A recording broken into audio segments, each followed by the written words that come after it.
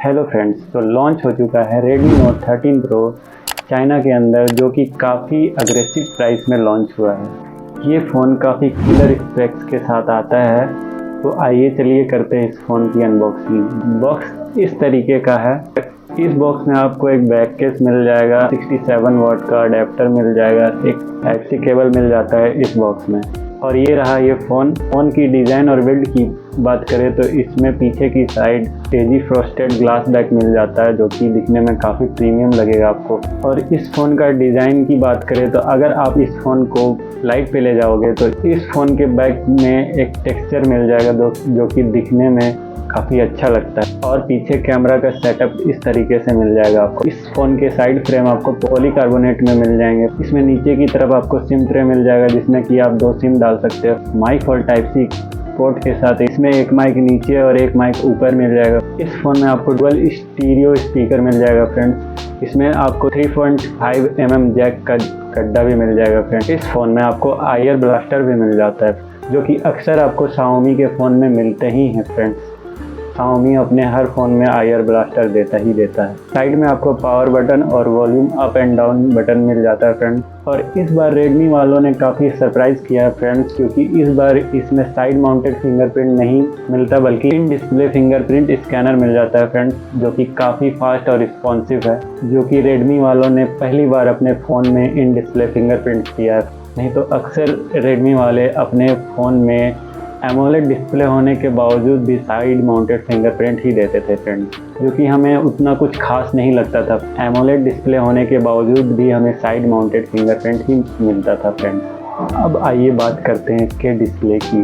Display इसका काफ़ी अच्छा है। डिस्प्ले की बात करें तो इसमें 6.67 इंच का एक फुल HD+ एमोलेड डिस्प्ले दिया है। इसके फ्रंट में जो कैमरा कंसोल है वो भी काफ़ी छोटा है फ्रेंड्स, इसके प्राइस रेंज के हिसाब से।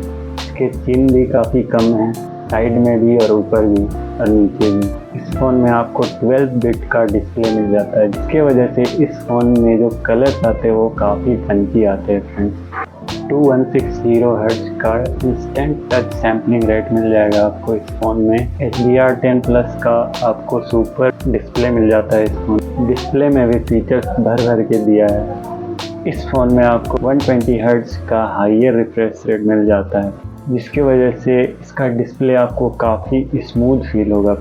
इस फ़ोन की एक और सरप्राइजिंग बात ये है कि फ्रेंड्स, ये कम बजट में होने के बावजूद भी इस फ़ोन के फ्रंट में आपको गोरिल्ला ग्लास विक्टस का प्रोटेक्शन मिल जाता है, जो कि इस प्राइस रेंज में अभी तक किसी भी कंपनी ने नहीं दिया है। ये जो गोरिल्ला ग्लास विक्टस है अक्सर महंगे फ़ोन में ही आते हैं। परफॉर्मेंस की बात करें तो फ्रेंड्स, इसमें स्नैपड्रैगन का 7S Gen 2 मिल जाता है।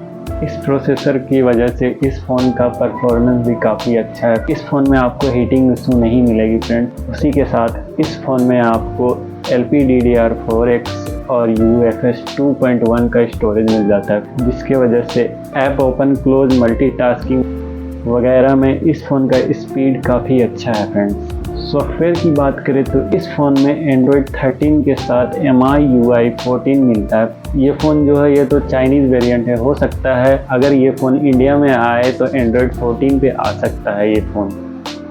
इसमें बैटरी आपको 5100 mAh का मिल जाता है विथ 67 वाट चार्जर के साथ, जो कि इस फ़ोन को 40 से 45 मिनट में फुल चार्ज कर देगा फ्रेंड। कैमरे की बात करें तो इस फ़ोन में आपको बैक में जो मेन कैमरा है वो 200 मेगापिक्सल का मिल जाएगा फ्रेंड, जिसमें कि OIS देखने को मिल जाएगा। साथ ही इसमें 4K 30 FPS तक आप वीडियो शूट कर सकते हैं। 8 मेगापिक्सल का अल्ट्रा वाइड और 2 मेगापिक्सल का माइक्रो सेंसर मिलता है फ्रेंड। और फ्रंट की बात करें तो इसमें फ्रंट में आपको 16 मेगापिक्सल का सेल्फी कैमरा दिया है, जिसमें आप फुल HD 60 FPS तक वीडियो शूट कर सकते हैं। इसके कैमरे में बहुत सारे फीचर्स मिल जाएंगे फ्रेंड्स। हो सकता है इंडिया में आए तो इसमें और भी इम्प्रूव किया जा सकता है इसके कैमरे में। इस फ़ोन का जो कैमरा है वो काफ़ी अच्छा है। इससे जो फ़ोटोज़ आती है या फिर वीडियोज़ जो आती है उसमें काफ़ी अच्छे डिटेल्स और कलर कंट्रास्ट भी काफ़ी अच्छे आते हैं। ये रहे इसके कुछ कैमरा सैंपल। आप देख के बताना फ्रेंड्स कि इसके कैमरा सैंपल कैसे हैं, आपको कैसा लगा इसका कैमरा सैंपल। बात करें इसकी प्राइसिंग की तो चाइना में इसकी प्राइसिंग काफ़ी अग्रेसिव है फ्रेंड्स। मुझे इसकी प्राइसिंग काफ़ी अच्छी लगी।